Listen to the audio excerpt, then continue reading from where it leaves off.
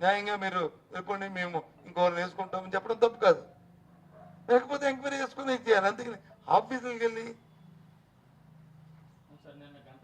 ఎన్నికోబడి నాయకులు వెళ్ళి అది చేయడం తప్పు. నిన్న గంటా శ్రీనివాస్ గారిని లేకపోతే ఆయన సీఎం రమేష్ గారిని వెళ్ళి అక్కడ పరిస్థితిని పరిశీలించామని మాత్రం అది అంతవరకు తప్పులేదు. నేను నా రైట్, అది వాళ్ళ రైట్. నేను చెప్తుంది ప్రజాప్రతినిధి తాలూకా రైట్. వాళ్ళు వస్తారంటే ఆ వీసీ కానీ ఆ రిజిస్ట్రార్ కానీ కూర్చోబెట్టి కాఫీ ఇచ్చి వాళ్ళు అడిగిన దానికి ఆన్సర్ చేసి ఆన్సర్ చెప్పని బాధ్యత వాళ్ళది రైట్. దాన్ని ఎవడు తప్పడానికి లేదు. కానీ 200-300 మంది వేసుకుని వెళ్ళడం అనేది తప్పు. నేనేమి వీసీని వెనకేసుకు రావట్లేదు,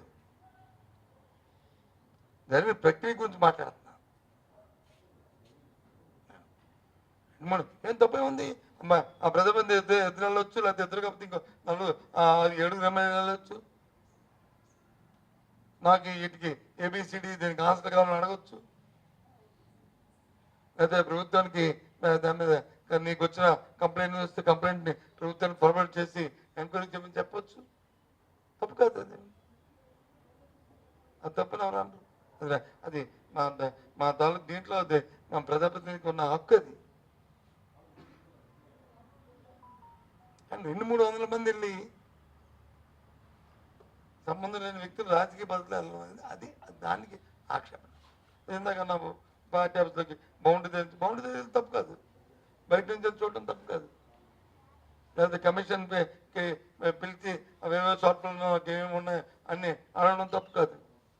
ఎందుకు నోటీస్ చేయలేదు, నువ్వు ఎందుకు చేయలేదు అని చెప్పి అతని మీద షూటింగ్ చేయడం తప్పు కాదు. అవి డే టు డే యాక్టివిటీ తప్పు కాదు. నేను తప్పనట్లేదు. కానీ ఈ రకమైన ఉండడం అనేది ఇది ప్రజాస్వామ్యంలో ఇది విరుద్ధం ఎప్పుడు జరగలేని ఇవి అన్నీ కూడా ఎప్పుడు జరగలే. మరి అంతకుముందు ఇప్పుడు జరిగేది, కానీ నేను ఈ 30 సంవత్సరాలు ఇలాంటివి ఇప్పుడు చూడలే. ఇందా చెప్పా ఒకటి, ఆ పార్టీ హౌస్ మీద వచ్చి కొంతమంది వెళ్ళారని, అది తప్పు. అది డైరెక్ట్ చెప్తాం కదా, దాన్ని ఏం మేము సమర్థించలేదు కదా.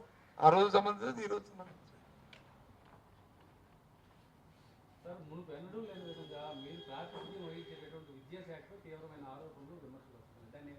నేను దాని మీద నో కామెంట్.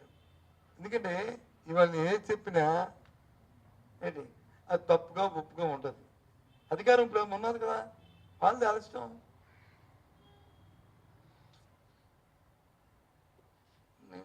నేను దాని కామెంట్ చేసి దోచుకోలేదు. నేను ఇందాక చెప్పాను కదా, ప్రజాస్వామ్యంలో ఎన్నికైన ప్రభుత్వాలకి వాళ్ళ చట్టపద్ధతులు వాళ్ళ అధికారాలకు ఉంటాయి. దాన్ని ఎందుకు కామెంట్ చేయాలి? కాలమే సమాధానం చెప్తుంది.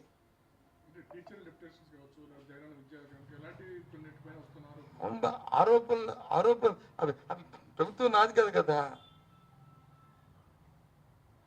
ఆ ఫైల్లో ఏముందో, ఎవడేమి రాశారో, ఏమున్నాయో అన్ని ఫైల్లో ఉంటాయి కదా. ఫైళ్ళు ఇప్పుడేం మా ఇంట్లో లేవు కదా, ఆఫీస్లో కావాలి.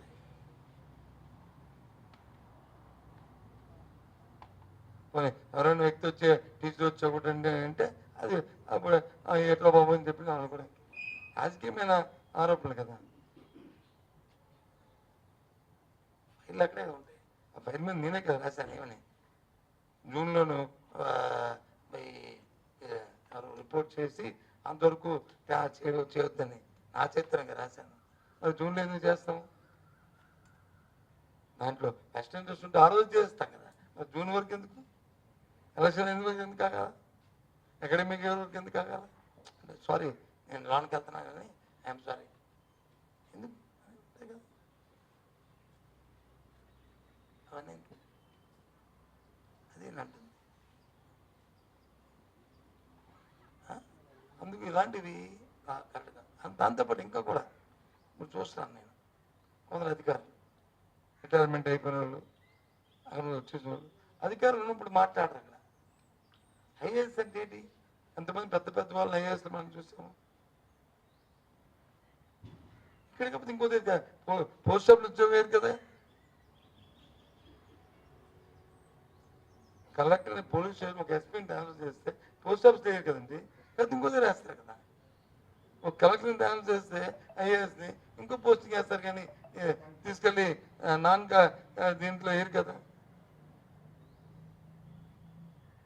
వాళ్ళ అధికారం ఉన్నప్పుడు మాట, అధికారం పోయిన తర్వాత వచ్చి వీళ్ళు ఇప్పుడు చెప్తారు. అది ఎంతవరకు అది శాంటిటీ?